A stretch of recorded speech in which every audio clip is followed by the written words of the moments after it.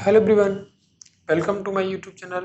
एक बार फिर हम आपके साथ chapter 7 coordinate geometry class 10th discuss करेंगे। तो पहले व्हाट इज कोऑर्डिनेट ज्योमेट्री। तो कोऑर्डिनेट ज्योमेट्री के लिए कुछ बेसिक पॉइंट्स है जो हमें जान लेने चाहिए। एक let this is a coordinate axis, this is a coordinate axis, this is the point of origin. Origin की कोऑर्डिनेट क्या होता है 0,0। चलिए, this is the coordinate axis.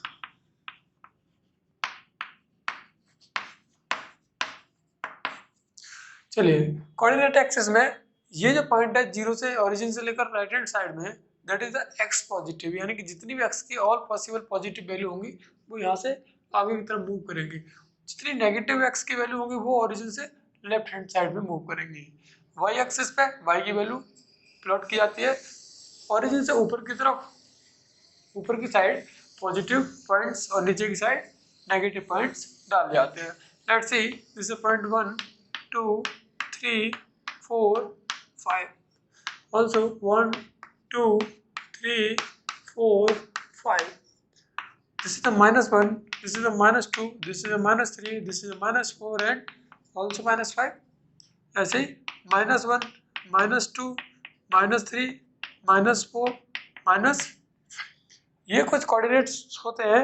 इनमें क्या करना है, पहले तो हमें प्लॉटिंग आनी चाहिए, plotting of the point, plotting point plot करना आना चाहिए। सबसे पहले जैसे मुझे दो कोऑर्डिनेट दिए हैं, एक 2,3 और एक 4,-1। ये दो पॉइंट है, ये बी पॉइंट है और ये पॉइंट है, इसको प्लॉट करना है। तो ये देखो, इसका एक ऑर्डर्ड पेयर होता है। ऑर्डर्ड पेयर क्या होता है समझो, ऑर्डर्ड पेयर में लिखने का तरीका क्या होता है, x, y, यानी कि जो आगे का टर्म है वो x कोऑर्डिनेट है और पीछे का टर्म है वो y कोऑर्डिनेट है। तो यहाँ पे मैं लेट कर लेता हूँ, this is x and this y coordinate. x coordinate plus का 2, ये वाला पॉइंट है, तो parallel to y axis, and y +3 and parallel to x axis. जहाँ पर ये इंटरसेक्ट करेंगे, दिस इज द पॉइंट 2,3। ऐसे इजीली 4,-1 का मिलेगा x का 4, इसका 4, -1 कहाँ मिलेगा, -1, this one, -1 parallel to x axis, this point is 4,-1। तो ऐसे करके हम पॉइंट को प्लॉट कर सकते हैं। कुछ पॉइंट्स है, एक एक करके इंपोर्टेंट पढ़ेंगे। चलिए, तो फर्स्ट ऑफ ऑल पहला पॉइंट, ऑर्डर्ड पेयर में जो x कोऑर्डिनेट होता है, x कोऑर्डिनेट क्या होता है, x कोऑर्डिनेट को x कोऑर्डिनेट भी बोल सकते हैं और एब्सिसा भी बोल सकते हैं, एब्सिसा। y कोऑर्डिनेट को क्या बोलते हैं, y कोऑर्डिनेट को क्या बोलते हैं,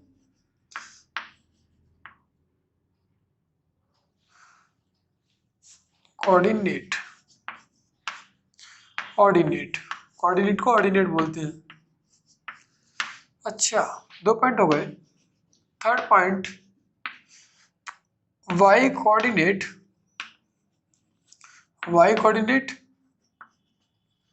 ऑन x एक्सिस,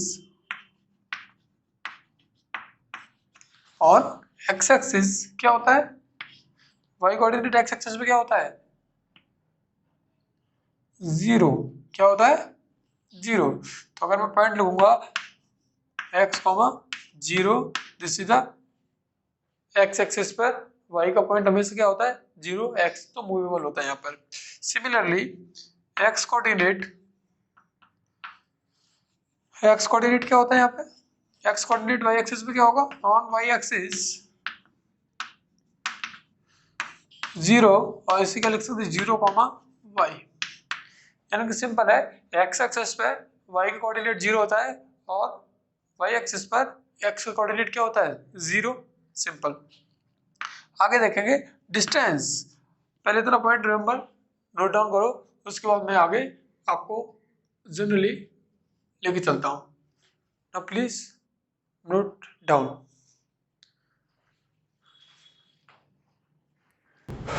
चलिए, डिस्टेंस फॉर्मूला, डिस्टेंस फॉर्मूला। जो हम पढ़ रहे हैं वो 2D मोशन है, 2 डायमेंशन के साथ मूव करेंगे। आगे अब जैसे दो पॉइंट है, this point A and this point B. ये पॉइंट कौन सा है ए, दिस पॉइंट कौन सा है बी।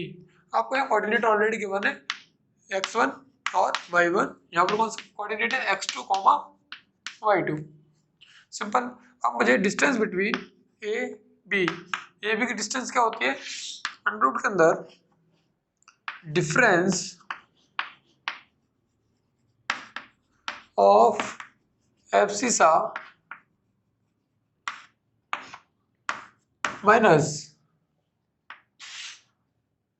डिफरेंस ऑफ ऑर्डिनेट का स्क्वायर। सिंपल। अब यहाँ पर देखो एब्सिसा कौन से x1 और x2, इनका डिफरेंस क्या होगा x2 माइनस x1, ये डिफरेंस होगा इसका square plus y2 minus y1 इसका। और क्या लिख सकते हैं, और डिफरेंस ऐसे भी तो होता है, कैसे, let's see x1 minus x2 plus y1 minus y2। यहाँ एक चीज नोटिस करनी है, आगे अगर x1 है तो इसमें भी y1 आगे होगा, यहाँ पर x2 आगे तो यहाँ भी y2 आगे होगा। ये तीनों फॉर्मूले क्या है, डिस्टेंस फॉर्मूला, इसी को डिस्टेंस फॉर्मूला बोलते हैं। Distance from origin, distance from origin. Distance from origin में क्या है, ये ओरिजिन के कोऑर्डिनेट तो आपको फाइंड आउट है ऑलरेडी। दूसरा जो पेयर है वो क्या है x, y। क्या है x, y। तो डिस्टेंस क्या होगा, ये मान लो अगर let point this point A और दिस इज पॉइंट बी, यहाँ से क्या मिलेगा मुझे, ए बी की जो डिस्टेंस वापस निकल के आएगी वो क्या निकल के आएगी, x माइनस 0 का स्क्वायर प्लस y माइनस 0 का स्क्वायर।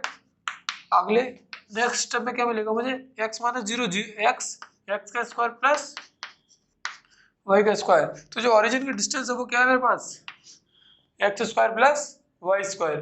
दिस इज एक एग्जांपल करेंगे डिस्टेंस का, उसके बाद आगे लेट एक एग्जांपल है, जैसे एक पॉइंट है -1, 2 और ये क्या है 3, 4। ये दो पॉइंट है, this is point P and this is point Q। तो सबसे पहले मुझे पता होना चाहिए ये क्या है x1, ये क्या है y1। नोट डाउन किया करो तुरंत पॉइंट के नीचे x2 और ये y2। तो मुझे क्या निकालना है, PQ की डिस्टेंस निकालनी है।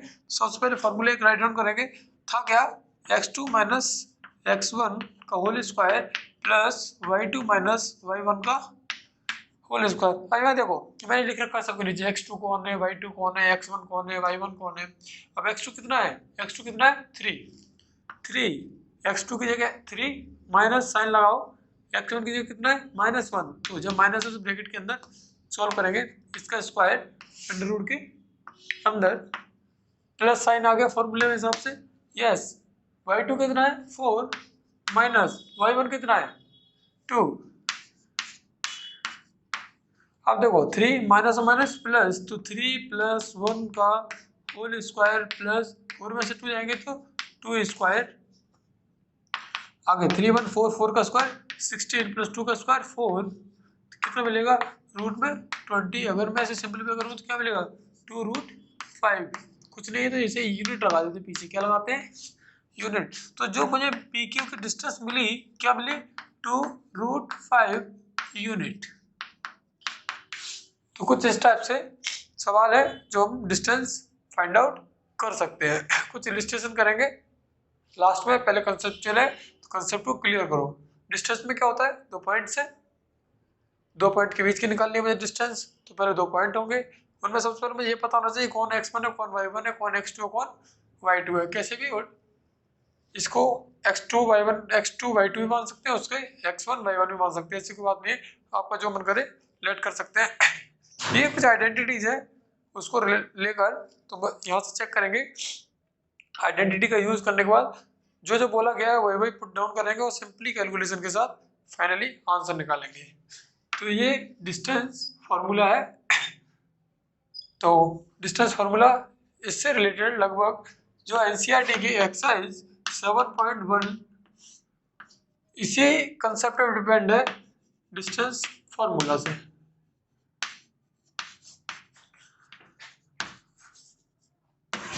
तो आप एक्सरसाइज 1 की प्रैक्टिस इजीली कर सकते हैं इस कंसेप्ट पे और आपके सारे डाउट क्लियर हो जाएंगे। चलिए, तो जो डिस्टेंस फार्मूला है उससे रिलेटेड कुछ प्रॉब्लम्स क्रिएट होती है सामने, डिफरेंट टाइप के क्वेश्चंस पुटअप किए जाते हैं। तो first of all problem based on geometrical figures, इसमें भी डिस्टेंस फार्मूला का प्रॉपर यूज किया जाता है। तो एक एक करके हम सारे फिगर्स पढ़ेंगे जिनमें बताया जाएगा कि कैसे कैसे न्यूमेरिकल को, कैसे कैसे कंसेप्ट को क्लियर किया जाता है। तो पहला पैरेललोग्राम,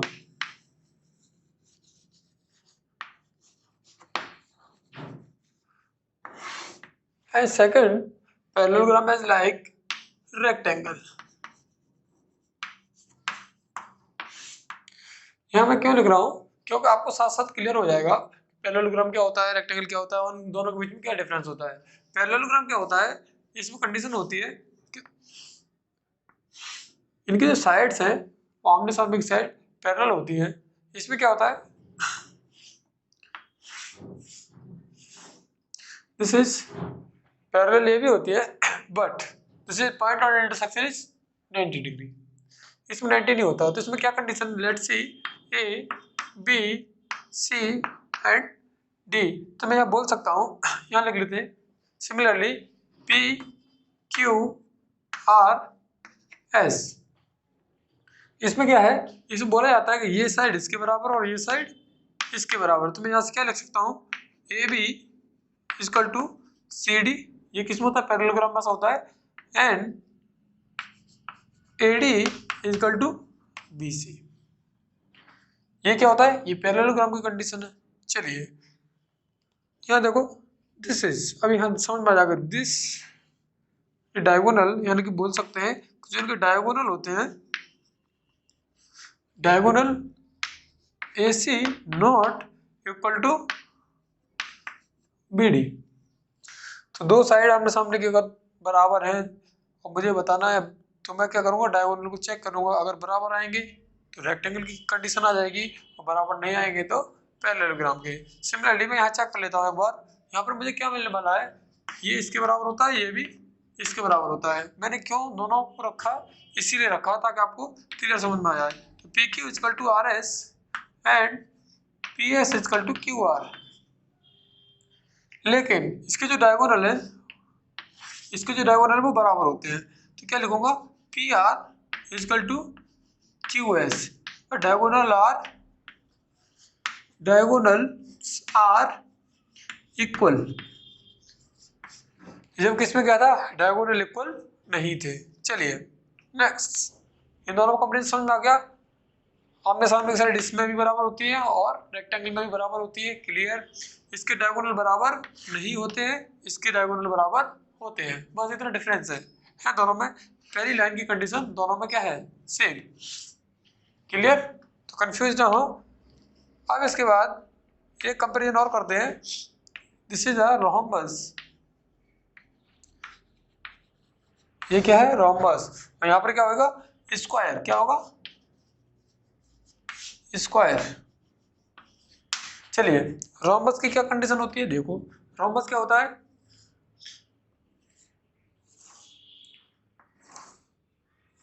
चलिए इसमें क्या होता है, ये A B C and D, इसमें क्या होता है, ऑल साइड्स आर इक्वल। तो मैं लिख सकता हूँ ए बी सी डी और ए डी या D A are equal but diagonal equal नहीं होते। तो क्या कंडीशन है, A C not equal to B D, इसमें डायगोनल क्या है, बराबर नहीं होते। ऐसे यहाँ स्क्वायर देखेंगे, स्क्वायर क्या होता है, चलिए ये भी 90 का होता है, और इसमें अगर मैं डालूं P Q R S all sides are equal, इसकी भी सारी साइड्स क्या होती हैं, इक्वल। तो क्या लिख सकता हूँ, पी क्यू आर एस और PS are equal and QS is also equal PR। इसके डायगोनल क्या होते हैं? इक्वल होते हैं। क्या अब एक सवाल न्यूमेरिकल मैं पॉइंट प्लॉट करता हूँ या एग्जांपल के तौर पे। यहाँ देखो एक एग्जांपल, इसमें क्या है, कोई भी 4 कोऑर्डिनेट आपको दिए हैं, x1 y1 x2 y2 x3 y3 and x4 y4। इसमें क्या है, जैसे मैं इन दोनों की डिफरेंस निकालूंगा ये इसके बराबर आएगी, इन दोनों की डिफरेंस निकालूंगा तो ये इसके बराबर आएंगे। अब मुझे चेक करना है ये दोनों, अगर इन दोनों डिफरेंस बराबर आ गई तो ये कौन सी कंडीशन हो जाएगी? That is a rectangle condition. और बराबर डायगोनल नहीं हुआ तो कौन सी कंडीशन हो जाएगी? That is a parallelogram. ऐसे रोम्बस और स्क्वायर का होता है। Now we get easily, note down कीजिए और कंसेप्ट को आगे बढ़ाएं।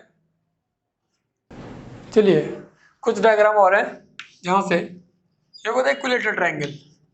इक्विलेटरल ट्रायंगल, ट्रायंगल को पूरा लिख लेते हैं, ट्रायंगल।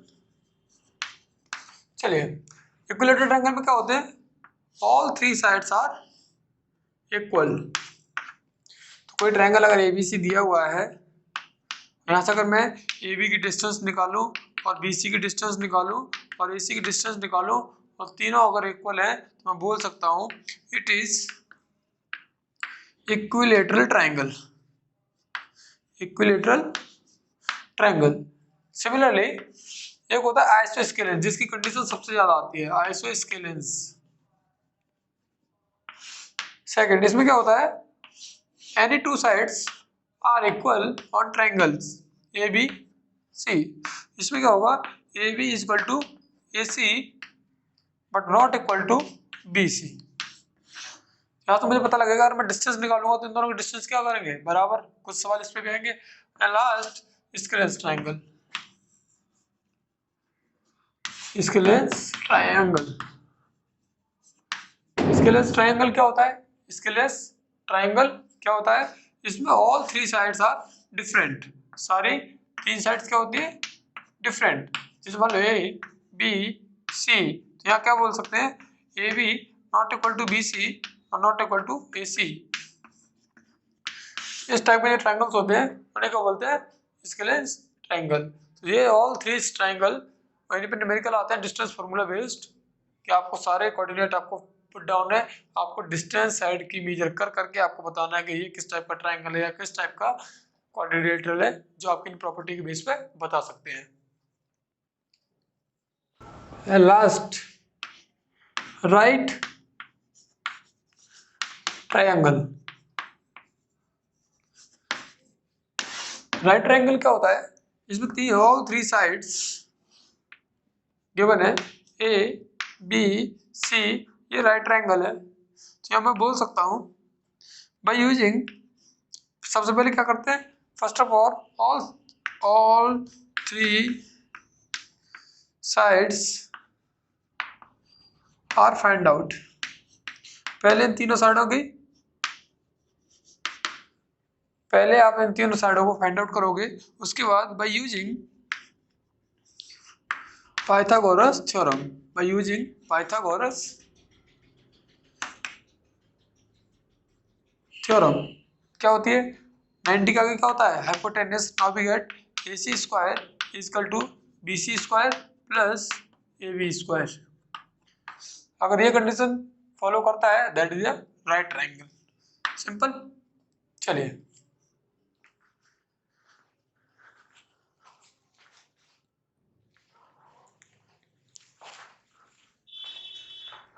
ये एक एग्जांपल है, आपको क्वाड्रिलेटरल दिया गया है with all the 4 points are given. तो मुझे ये बताना है कि ये रेक्टेंगल है, स्क्वायर है, रोम्बस है, पैरेललोग्राम है, फॉरवर्ड, सब मुझे इसमें से बताना है। सबसे पहले मुझे अब इसकी पता ही नहीं किस टाइप क्वाड्रिलेटरल, तो एक एक करके मैं सबकी क्या करूंगा, डिस्टेंस फाइंड आउट करूंगा। AB डिस्टेंस निकालो। अब direct hit and trial case बताता हूँ मैं, डिस्टेंस का क्या होता है। सिंपल, एक लाइन में आंसर आएगा। सबसे पहले देखो, एक्स कोऑर्डिनेट का डिफरेंस पहले मांगता है, एक्स कोऑर्डिनेट, या ये भी पॉजिटिव और ये भी पॉजिटिव है। जब भी कभी ऐसा होता है कि सेम साइन आते हैं तो मैं इन दोनों को क्या करता हूँ, डिफरेंस माइनस कर देता हूँ। तो 5 में से 2 जाएंगे तो कितना हो जाएगा, 3 का स्क्वायर प्लस ये भी पॉजिटिव है और ये भी पॉजिटिव है, तो इसमें मैं फिर डिफरेंस करूंगा माइनस, तो क्या करेंगे 2 माइनस 1 1 का स्क्वायर, ये अंडर रूट। यहाँ सॉल्व करेंगे तो 9 plus 1 now we get root 10 unit. चलिए आगे देखूंगा, अब मैं देखूंगा बीसी को, क्या देखूंगा, बीसी साइड। बीसी साइड क्या है यहाँ पर, this one all the points are positive. यहाँ देखो 6 और ये 5 दोनों पॉजिटिव है, तो मैं डिफरेंस करूंगा, 6 में से 5 जाएंगे तो 1 का स्क्वायर प्लस 4 में से 2 जाएंगे तो 2 का स्क्वायर। यहाँ क्या होगा 1 plus 4 now we get 5 unit root 5 बोल सकते। And C D and third side this is the 6 में से 3 जाएंगे तो 3 square plus 4 minus 3 1 square now we get 9 plus 1 now we get root 10 unit. And last A D बोलो या फिर AC, कोई फर्क नहीं पड़ रहा। यहाँ से देखो 3 माइनस 2 1 का स्क्वायर प्लस 3 माइनस 1 2 स्क्वायर, तो क्या मिलेगा 1 plus 4 now we get root 5। अब मुझे एक चीज पता लगा क्या, कि इसकी कोई दो साइड्स बराबर है। क्या कंडीशन है, ये वाली साइड इसके बराबर और ये वाली साइड इसके बराबर है। तो जैसे मैंने अभी ज्योमेट्रिकल फिगर पढ़ाए थे उसके हिसाब से मैं देखूंगा ये तो दो ही कंडीशन दो ही केस में होती है, या ये तो रेक्टेंगल हो सकता है और पैरेललोग्राम, दो ही चीज पॉसिबल है, क्योंकि स्क्वायर और रोम्बस में सारी ऑल साइड्स आर इक्वल, इसमें सारी साइड इक्वल नहीं आ रही है। तो 4 में से कितने फिल्टर होगा, कितने बचे हमारे पास, 2, या तो रेक्टेंगल या फिर पैरेललोग्राम।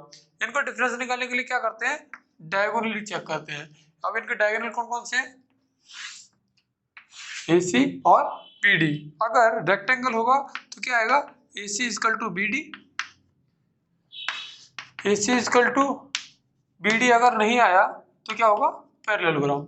यानी कि मुझे इनकी डिफरेंस डायगोनली चेक करनी है, उसके बाद मैं आसानी से बता सकता हूँ दैट इज रेक्टेंगल या फिर पैरेललोग्राम। चलिए AC और BD, पहले मैं यहाँ देखता हूँ AC में क्या होगा, एक्स कोऑर्डिनेट में माइनस करो, 6 माइनस 2 4 और 3 माइनस 4 माइनस 1 3, तो मुझे यहाँ से क्या मिलेगा, AC का निकाल रहा हूँ मैं, तो 6 minus 2 4 square plus 4 minus 1 3 square, वो भी अंडर रूट के अंदर। नाउ वी गेट सॉल्व करोगे तो 16 प्लस 9 नाउ वी गेट 25 किसका स्क्वायर होता है 5 का, तो ये मेरे पास कितना आया 5 unit.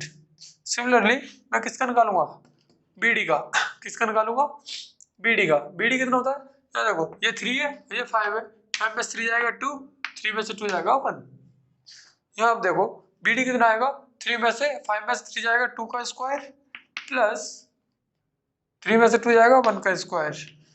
Now we get 4 plus 1 root 5। तो मैं बोल सकता हूँ कि ये AC है, ये AC है और ये BD है, तो मैं बोल सकता हूँ कि AC not equal to BD।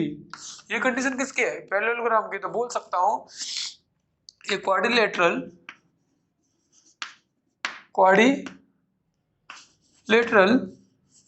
ABCD are ABCDs parallelogram. क्या ये पैरेललोग्राम। तो ऐसे करके आप डिस्टेंस फार्मूला की मदद से आप कोई भी इलस्ट्रेशन या कोई भी शेप को आप डिफाइन करके बता सकते हैं कि पैरेललोग्राम, रेक्टेंगल, रोम्बस, स्क्वायर या फिर अभी क्वाड्रिलेटरल, तो यही 4 हैं। अगर ट्रायंगल की फॉर्म होता तो क्या बताता कि ये इक्विलेटरल ट्रायंगल है या स्क्वायर ट्रायंगल या फिर राइट ट्रायंगल है एटसेट्रा। तो सारे आप ऐसे डिस्टेंस फार्मूला का यूज करके आप बता सकते हैं। चलिए next topic is section formula. Section formula यार, सेक्शन का मीन क्या होता है, डिवाइड करना। जैसे कोई क्लास है उसके 4 सेक्शन है, इसका मतलब क्या है, एक पूरी क्लास को 4 डिफरेंट सेक्शनों में बांट दिया गया है। तो सेक्शन फार्मूले का मतलब क्या होता है, बांटना। लेकिन ये किस किन पार्ट्स में बांटते हैं उन पार्ट्स को बोलते हैं रेशियो, यानी कि जब भी हम इसका यूज करेंगे तो रेशियो का भी इंक्लूडेशन रहेगा। मैं बोल सकता हूँ ए coordinate of xy which divide the line segment to joining A to B। A में कौन सा कोऑर्डिनेट है x1, y1 and B point इसमें होता है x2, y2 with internally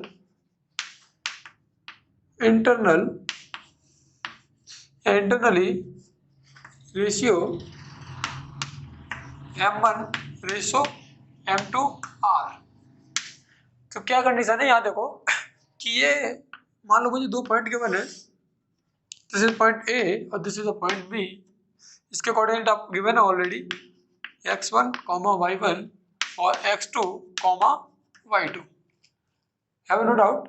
अब आपके बीच में एक पॉइंट है मूविंग, पता नहीं कहाँ है वो एक पॉइंट, ये से सी मानते हैं क्या मानते हैं सी। तो ये जो पॉइंट है वो क्या है x, y। अगर आपको ये पॉइंट गिवन है और ये जो पार्ट में रेशियो डिस्ट्रीब्यूशन है उसे बोलते हैं m1 और m2। तो मुझे क्या फाइंड आउट करना है यहाँ पर इन x और y की वैल्यू फाइंड आउट करनी है। सबसे पहले x कोऑर्डिनेट निकालेंगे, तो x कोऑर्डिनेट के लिए क्या होगा, सिर्फ x कोऑर्डिनेट का ही यूज होगा। तो यहाँ देखो ये पॉइंट मैं एक्सिस से रोटेट कर लेता हूँ, m1 का मल्टीप्लाई x1 से, तो m2 x1 प्लस m1 का मल्टीप्लाई x2 से m1 x2, या फिर इसे ऐसे भी लिख सकते हैं कि m1 x2 plus m2 x1, यानी कि ये वाली टर्म आगे पीछे कर सकते हैं अपॉन में sum of ratios. This is the coordinate of x और y का कोऑर्डिनेट यहाँ से निकालेंगे तो y के लिए भी सेम कंडीशन है। तो y के पास अब देखो यहाँ से m2 कहाँ है, y1 के पास जाएगा, बोल सकते हैं m2 y1 plus m1 y2 upon में m1 प्लस m2। ये आपके पास जो कोऑर्डिनेट है ये x का कोऑर्डिनेट है फाइंड करने के लिए। कभी भी आपको अगर ऐसी कंडीशन आए कि कोई डिवीजन हो रहा है, that is called this type. इसमें दो पॉइंट होते हैं कि लाइन ट्राइसेक्ट का मतलब क्या होता है, जैसे दो पॉइंट है P और Q, अब ट्राइसेक्ट हो रही है, इक्वली ट्राइसेक्ट मतलब दो तीन पार्ट में बांटी गई। ये पॉइंट कौन सा है R और S, यानी कि अब इसमें ट्राइसेक्ट का मतलब होता है इक्वल पार्ट्स 1 1 1। इस पॉइंट के लिए मैं निकालूंगा तो इसमें रेशियो क्या हो जाएगा 1 और पीछे वाले के रेशियो क्या हो जाएगा 2। ये कौन से लिए फॉर पॉइंट R के लिए, ये R के लिए था कि आगे वाला m1 कितना हो जाएगा 1, m2 कितना हो जाएगा 2। तो बोल सकते हैं ये m1 है और ये m2 है। कभी आ जाए ऐसा 4 पार्ट, क्या आ जाए 4 इक्वल पार्ट्स, 4 इक्वल पार्ट्स। तो क्या करेंगे यहाँ से देखो ये A है और ये B है, क्या है ये A है और ये B, 4 इक्वल पार्ट्स में बांटो। यहाँ पे लिख सकते हैं C D और E। सबसे पहले मैं C के लिए निकालूंगा तो आगे का रेशियो कितना हो जाएगा 1 और पीछे का कितना हो जाएगा 3। तो यहाँ पे बोलेंगे C के लिए क्या रेशियो हो जाएगा 1:3। ऐसे में D के लिए निकालूंगा तो क्या आएगा, ये बिल्कुल बीच में है, 2 पॉइंट इधर 2 पॉइंट इधर, 2:2। जब भी रेशियो बराबर होता है तो ऐसे केस में जो पॉइंट निकलते हैं मैं उन्हें क्या बोलता हूँ मिड पॉइंट। क्या बोलता हूँ मिड पॉइंट। सी के ई के लिए क्या निकालेंगे, ई के लिए क्या निकालेंगे, ई के लिए यहाँ से देखो 3:1।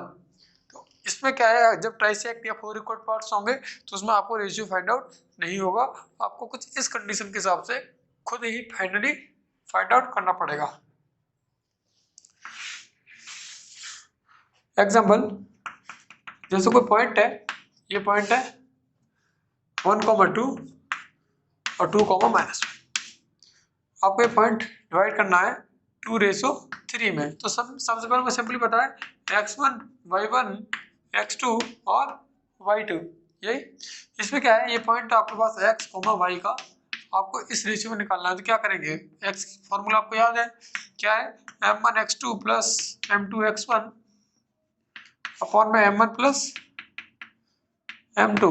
यहाँ से देखो 3 का मल्टीप्लाई 1 से करेंगे 3, 2 का मल्टीप्लाई करेंगे 2 से, तो 3 और 4 7 अपॉन में 5। ये पहला कोऑर्डिनेट था। सेकंड कोऑर्डिनेट निकालने में y का, तो y का फॉर्मूला पुट डाउन कर लो, m1 y2 plus m2 y1 upon में m1 plus m2।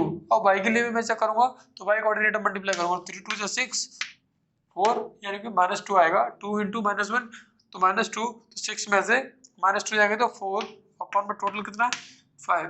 Both are coordinate, यहाँ से मैं क्या बोलूंगा, x y की कोऑर्डिनेट मेरे पास क्या है 7, 5, 4, 4 अपॉन में 5। ये this is the point on x, y। तो कुछ इस टाइप के इलस्ट्रेशन सेक्शन फॉर्मूला में आएंगे।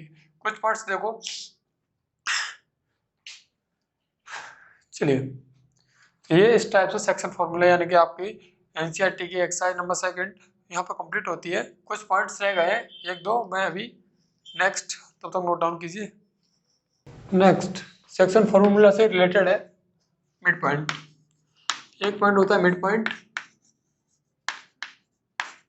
मिड पॉइंट मतलब समझ आता है एकदम बीच का रेशियो। ये कितना है यहाँ देखो, ए ये बी, ये एग्जैक्ट बीच में है x, y। यहाँ के कोऑर्डिनेट है x1 y1 और x2, y2।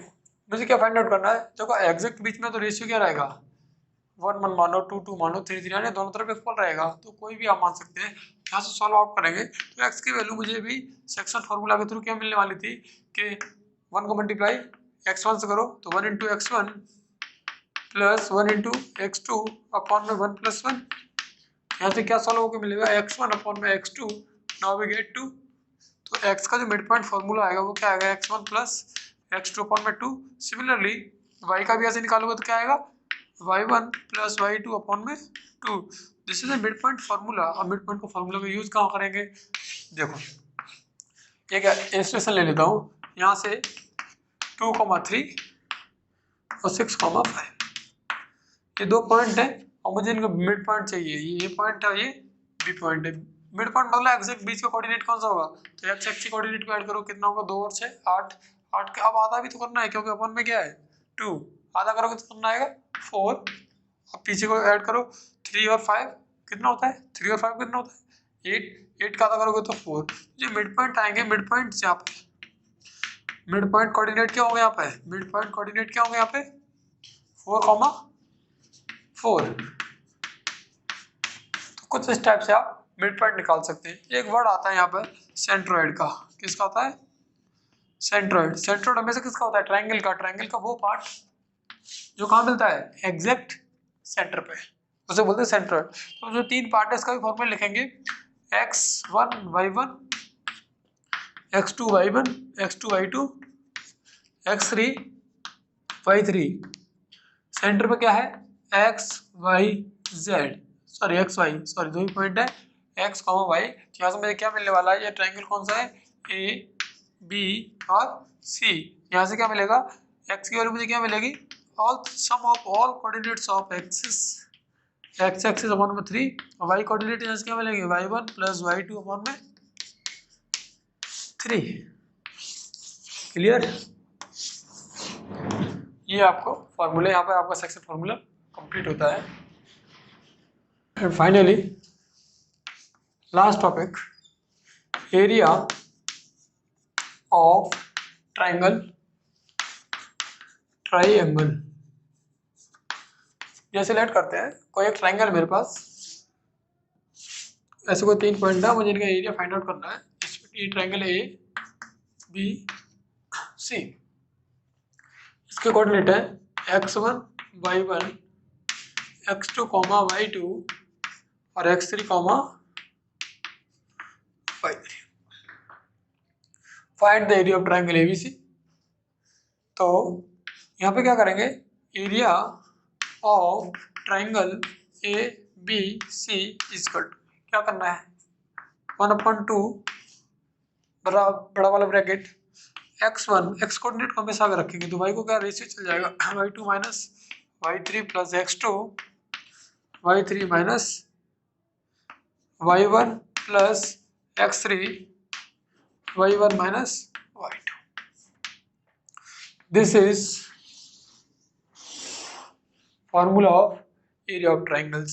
यहाँ पर एक चीज देखो, अब एरिया ऑफ ट्राइंगल में एरिया ऑफ ट्राइंगल निकालेंगे. अगर एरिया ऑफ ट्राइंगल क्या आया 0, अगर एरिया ऑफ ट्राइंगल क्या आ गया 0, तो बोल सकता हूँ ऑल 3 पॉइंट्स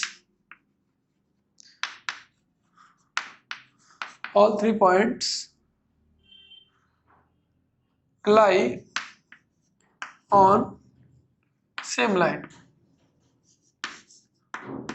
यानी जो तीनों पॉइंट है वो कहाँ मूव कर रहे हैं, एक ही पॉइंट में. यहाँ पर ए है, यहाँ बी है, यहाँ सी है. तो बोल सकते हैं ये ए है, ये बी है, ये सी है. तो ट्रायंगल बनेगा नहीं, और ट्रायंगल बनेगा नहीं तो एरिया यहाँ पर क्या हो जाएगा 0.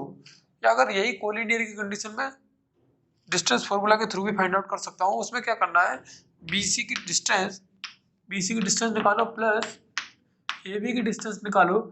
अगर वो फाइनली बड़ी वाली डिस्टेंस के बराबर आती है that is a part of A collinear. यहाँ पे भी कोलिनियर की दो कंडीशन है, एक तो एरिया वाले ट्रायंगल से निकाल सकते हैं और दूसरा डिस्टेंस फॉर्मूला से. ऑल 3 पॉइंट्स आर, यहाँ पर एक इलस्ट्रेशन करेंगे, उसके बाद complete the chapter. All the concept are complete.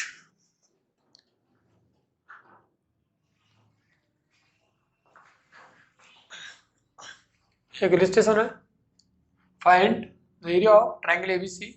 आपको एबीसी के कोऑर्डिनेट दिए हैं.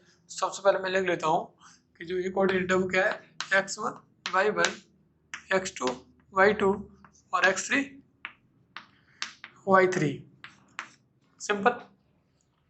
यहाँ से आगे मुझे अगर एरिया ऑफ ट्रायंगल निकालना है, area of triangle A B C, तो यहाँ से पहले फॉर्मूला भी राइट डाउन करूँगा.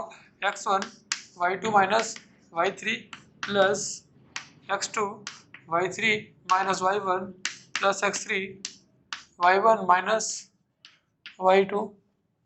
ब्रैकेट बंद करो. चलिए यहाँ से मैं वैल्यू करके पुट करूँगा और सॉल्व करूँगा. 1/2 का 1/2. x1 कितना है यहाँ पे 1, x1 कितना है 1, y2 कितना है 3 माइनस 4 प्लस x2 कितना है 2. सिंपल. y3 कितना है 4 माइनस y1 कितना है 2 प्लस x3 कितना है यहाँ पे 3, y1 कितना है 2 माइनस 3. अब गेट सॉल्व. क्या मिलेगा, यहाँ कितना मिलेगा -1, यहाँ कितना मिलेगा प्लस का 4, यहाँ कितना मिलेगा माइनस का 3. Now we get 1/2 minus 4 plus 4. Now we get 0. तो एरिया ऑफ ट्रायंगल क्या आएगा, एरिया ऑफ ट्रायंगल कितना आ गया 0. तो मैं बोल सकता हूँ ऑल 3 पॉइंट्स